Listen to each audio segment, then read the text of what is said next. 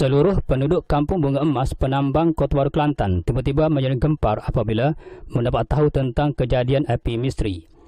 Kejadian tersebut bukan sahaja melibatkan baju dan pakaian yang ada di rumah terbabit terbakar, namun agak pelik apabila barangan pemiliknya sendiri termasuk cucunya serta menantunya hilang akibat disorok oleh makhluk yang tidak kelihatan dengan mata kasar itu. Ketika ditemui wartawan CRTV, mangsa berkenaan Zainab binti Sulaiman yang membahasakan dirinya sebagai mak berkata, sebelum wujudnya api misteri itu sejak 26 Disember 2010, beberapa barangan miliknya sendiri diikuti barangan milik cucunya serta menantunya telah disorok.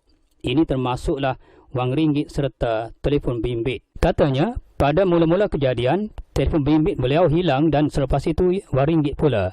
Beliau ingat diri beliau sahaja jadi mangsa. Rupa-rupanya cucu dan menantu beliau sendiri pun mengalami nasib yang sama. Katanya pada awal kejadian yang dikatakan agak pelik itu beliau kehilangan wang simpanan sejak 10 bulan itu lagi. Manakala wang simpanan yang dikatakan hilang sehari secara misteri itu kadang-kadang melibatkan wang berjumlah RM40 dan RM50. Pada masa kehilangan wang yang dimaksudkan, beliau tidak ambil kisah sangat jumlah simpanannya yang semakin berkurangan. Ini kerana wang yang ada padanya sering digunakan untuk perbelanjaan harian. Namun, disebabkan agak hairan dengan kekurangan wang simpanannya, itu dirasakannya agak ganjil. Sejak hari itu, beliau mula mengiranya sehelai demi sehelai dan kehilangan itu pula tidak dihebohkan kepada orang ramai termasuk jiran-jirannya kerana bimbang disalah anggap. Walau bagaimanapun, kejadian kehilangan wang tidak setakat dialami dirinya sahaja kerana wang simpanan milik cucunya juga turut hilang sebanyak RM400 sekaligus diikuti wang tunai milik menantunya yang diletakkan di dalam dompetnya turut hilang sebanyak RM50 dan selepas itu hilang sebanyak RM80 pula. Setakat ini menurutnya, kehilangan wang yang dialami keluarganya mencecah RM2,000. Namun begitu, beliau masih tidak pedulikan tentang kehilangan itu dan enggan berfikir tentangnya. Selepas kehilangan wang tunai tersebut, beliau ditimpa kejadian ganjil pula apabila banyak kain dan pakaian yang sering dipakainya termasuk alat penyangkut baju tiba-tiba disorok ke dalam almari. Atas dasar sabar, beliau tidak percaya ahli keluarganya itu cuba membuat lawak dengan menyembunyikan kain dan penyangkut bajunya walaupun sebelum ini kejadian seumpama itu tidak pernah berlaku. Akibat kesemua pakaiannya disorok di tempat itu menyebabkan terlalu sukar baginya dengan kudrat perempuan untuk mengambil pakaian itu kerana perlu mengangkat sebuah almari yang agak berat terlebih dahulu. Kejadian baju dan pakaiannya disorok tidak selesai setakat itu kerana kejadian yang kedua turut disorok di tempat yang sama. Namun, sesukar mana sekalipun beliau terpaksa berusaha mengambilnya untuk dipakai. Disebabkan makhluk yang menyorok pakaiannya di balik almari itu seperti dicabar sedemikian rupa, akhirnya makhluk terbabit mengangkat kesemua baju dan pakaiannya itu lalu ditimbunkan di atas beg tilam tempat tidurnya. Melihatkan banyaknya baju dan pakaiannya bertimbun yang diselonggokkan di atas beg tilamnya itu, beliau mengambil baju dan pakaiannya itu untuk disangkut agar tidak berselerakkan. Walau bagaimanapun, kejadian menyorok dan menimbun pakaiannya telah berakhir. Kerana itu beliau beranggapan kejadian sedemikian habis setakat itu sahaja dan tidak menduga kejadian berikutnya ialah baju serta pakaian yang telah disangkutnya itu kemudiannya dipotong, yakni digunting kecuali kain-kain yang lainnya tidak. Kejadian berkenaan berlaku di siang hari. Selepas kejadian 60 helai pakaiannya dipotong, bermula episod baju yang dipakainya dibakar sehelai demi sehelai. Menurutnya bukan baju beliau sahaja dibakar, kain yang sering beliau pakai pun turut dibakar seumpama makhluk halus itu ingin membalas dendam terhadap beliau.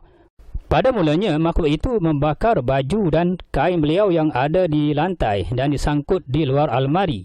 Apabila kesemuanya habis dibakar, tiba-tiba makhluk itu membakar pakaian beliau yang disimpan di dalam almari, termasuklah kain sarung, baju tiang beliau lipat habis dibakar, termasuk almari yang berisi pakaian itu sendiri.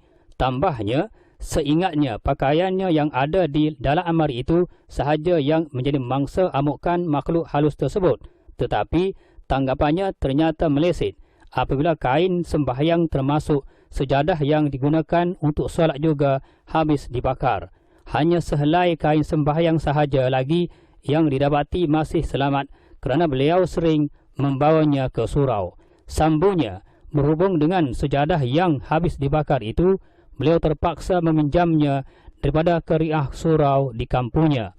Lazimnya, untuk tujuan solat seramai 50 orang, sejadah yang perlu digunakan di rumahnya memang cukup. Tetapi disebabkan hal yang berlaku itu, terpaksalah beliau meminjamnya daripada pihak surau. Melihatkan kejadian sedemikian, menyebabkan menantunya menangis kerana tidak pernah mengalami kejadian seumpama itu sepanjang hidupnya sebelum ini. Bahkan, beliau sendiri turut berasa sedih dan terkejut dengan kejadian sedemikian kerana semenjak beliau berpindah dari penambang hilir yang didudukinya sekarang selama 40 tahun itu, inilah kejadian yang agak luar biasa dialami oleh beliau dan keluarganya. Selepas kejadian, pakaiannya sendiri termasuk menantunya dipotong serta dibakar. Dengan tiba-tiba makhluk gaib yang merayau di dalam rumahnya itu bertindak menyembunyikan telefon bimbit milik cucunya pula, di mana makhluk halus itu mencuri telefon bimbit milik cucunya itu lalu diletakkan di atas kitab suci Al-Quran. Kejadian itu memang diketahui ketika cucunya masuk ke tandas untuk mengambil air wuduk, dan ketika itulah cucunya terkejut kerana telefon bimbit miliknya hilang lalu memaklumkannya kepada beliau. Bukan telefon bimbitnya sahaja, ini termasuk juga wang tunai milik cucunya yang berjumlah RM25, kad pengenalan, kad ATM bank semuanya turut hilang. Selama 3 hari cucunya mencari dokumen miliknya itu yang disorok oleh makhluk halus di rumahnya. Selepas tempoh itu, barulah kesemua dokumen miliknya ditemui di dalam almari di ruang tamu dan di bawah sehelai kertas, sedangkan cucunya meletakkan dokumennya di dalam bilik tidurnya sendiri. Selang beberapa hari, kejadian dokumen milik cucunya termasuk telefon bimbitnya pula disorok, di mana telefon berkenaan telah dipadamkan menyebabkan sesiapa yang memanggilnya tidak akan berdering. Kerana itu, untuk mengesan di mana telefon bimbit itu berada pastinya agak sukar. Kejadian telefon bimbitnya disorok dan hilang ditemui pula selepas itu setelah operasi mencarinya memakan masa selama 3 hari. Dalam tempoh mencarinya, beliau mengesyaki diletakkan di dalam almari namun tidak ditemui. Tetapi selang beberapa minit, beliau cuba mencarinya di tempat yang sama. Akhirnya telefon yang dimasukkan ditemui di dalam almari di ruang tamu itu juga, iaitu di tempat dokumen cucunya ditemui. Selain itu, beliau pernah membeli barang kemas kepada cucunya, iaitu seutas loket dan seutas rantai juga didapati hilang disorok di balik almari oleh lembaga yang sama. Beliau mengetahui perbuatan makhluk terbabit ekoran barang kemas tersebut berbunyi ketika diletakkan di balik almari pakaiannya. Manakala seorang lelaki cucunya yang perempuan, yakni kakaknya, memberitahunya lembaga terbabit mencampakkannya di balik almari. Jadi cucu sulungnya yang lelaki mengingatkan adik-adiknya supaya berhati-hati dengan tutur katanya, bimbang kejadian tersebut menimpa dirinya pula. Ini kerana almari pakaian yang dimaksudkan itu amat berat dan tidak mungkin terangkat jika hanya tenaga 2 orang lelaki sahaja. Namun, cucunya masih berkeras bahawa memang barang kemas tersebut ada di balik almari yang dimaksudkannya, tetapi masih dinafikan oleh abangnya. Tetapi dijawab oleh cucunya itu bahawa kata-katanya adalah benar. Menjelang jam 12 malam, masing-masing seramai 3 orang, iaitu beliau sendiri, menantu dan cucunya, bertungkus lumus mengangkat almari yang amat berat itu untuk tujuan mendapatkan kembali barang kemas milik cucunya yang dilarikan dan disorokkan di situ. Setelah almari itu berjaya diangkat, memang benarlah barang kemas itu disorokkan di balik almari tersebut. Menurut Zainab, kejadian seumpama itu adalah kejadian pertama yang berlaku di penambang dan sebelum ini belum pernah berlaku kejadian sedemikian semenjak beliau tinggal di tempat berkenaan sejak 40 tahun lalu. Disebabkan itu, bukan keluarganya sahaja yang turut berasa hairan, namun jiran tetangganya juga seakan fobia dengan kejadian itu kerana bimbang dialami oleh mereka pula. Katanya, kerana itulah terdapat daripada kalangan jiran-jirannya yang datang melihat sehingga 3 kali semata-mata ingin mengetahui perkembangan api misteri dan kejadian barangan beliau dan cucunya di Sorok. Katanya menambah, selang beberapa kejadian yang menimpanya, kain sembahyangnya juga yang digulung dan dibalut dengan getah pengikat tanpa diduganya kain sembahyangnya itu dialihkan lalu dicampakkan oleh lembaga api misteri terbabit ke dalam 6 kilo minyak masak yang ada di dapur rumahnya. Melihatkan kejadian itu, minyak masak yang telah bercampur dengan kain sembahyang dan getah pengikat tersebut terpaksa dibuangnya kerana tidak wajar untuk digunakan sebagai bahan masakan. Walau bagaimanapun, kain sembahyang tersebut terpaksa dicucinya kerana hanya itulah kain sembahyang yang masih ada disebabkan kain-kain yang lain sudah habis dipotong dan dibakar oleh makhluk halus yang seolah-olah ingin mempermainkannya atau membalas dendam terhadap diri dan keluarganya. Katanya, selepas kejadian kain sembahyang dicampakkan makhluk itu ke dalam minyak masak, wang tunai milik beliau sendiri turut dibuang ke dalam minyak masak. Minyak masak itu beliau terpaksa buang sebab telah bercampur aduk. Tidak lama selepas kejadian pelik yang ditimbulkan oleh lembaga makhluk gaib itu di rumahnya, lembaga terbabit terus membuat hal lagi. Kali ini melibatkan dapur gas miliknya pula. Menurutnya, selepas air yang dijerangnya masak, beliau terus memadamkan api dapur gas tersebut. Air yang telah dimasak itu kemudiannya dimasukkan ke dalam satu bekas. Jadi sebiji cerik yang digunakan untuk menjerang air yang berbaki sedikit itu diletakkan kembali di atas tungku dapur gasnya. Dengan tiba-tiba beliau terlihat seperti ada sesuatu bentuk lembaga sedang memetik dapur gasnya dan lantas dapur gasnya itu mengeluarkan api. Selang beberapa minit kemudiannya, beliau terlihat dengan mata dan kepalanya sendiri seperti lembaga tersebut mengambil sebatang lilin yang diletakkan di belakang rumahnya lalu diletakkan berdekatan dapur gasnya itu. Tambah Zainab lagi, beliau tidak nampak lembaga yang membuat onak di rumahnya itu kerana jika beliau nampak kelibat lembaga terbabit, sudah tentu cerita berkenaan tidak akan diketahui oleh orang lain termasuk jiran-jirannya. Beliau percaya disebabkan gas dan lilin itulah punca yang menyebabkan lembaga itu digelarkan api misteri sehingga diketahui umum. Ini kerana selepas itu beliau terlihat api tersebut sedang marak menyala. Melihat warna api tersebut kadang-kadang warna biru dan merah bercampur-campur.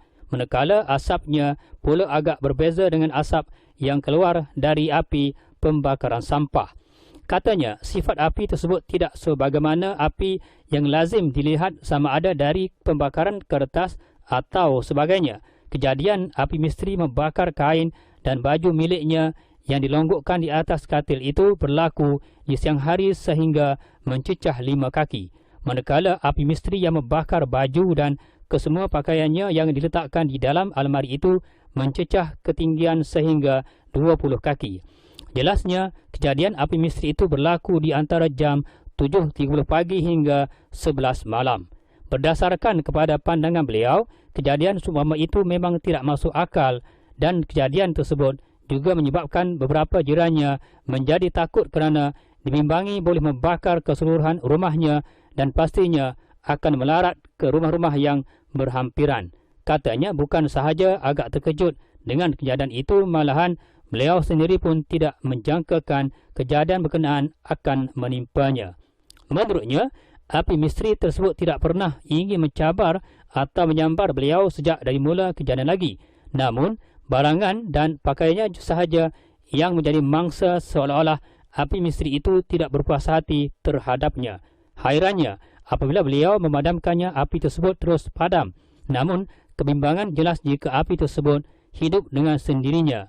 Beliau pernah merayu supaya beliau tidak dianiayai sedemikian rupa, apatah lagi keadaannya yang uzur, dan meminta kejadian itu ditamatkan. Sambung Zainab lagi, beliau pernah dikunjungi beberapa anggota polis melibatkan 3 buah kenderaan peronda datang ke rumahnya itu untuk membuat tinjauan dan pemeriksaan pada 3 Januari 2011. Salah seorang anggota polis tersebabit berkata-kata supaya beliau tidak bermain api, bimbang menyala dan membakar diri.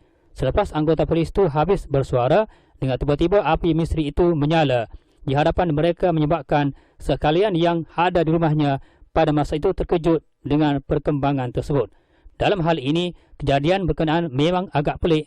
Apabila api misteri itu singgah di tempat yang mudah terbakar, akan terus marak menyala. Namun, api misteri jelmaan makhluk halus agak berbeza, tidak sebagaimana api yang dinyalakan untuk tujuan pembakaran. Apabila ditanya adakah api itu berjalan, beliau menjelaskannya tidak. Namun, langkah berkesan untuk mengelakkan api misteri itu merebak. Beliau mengambil kain basahan lalu menekupnya, menyebabkan api misteri itu terpadam.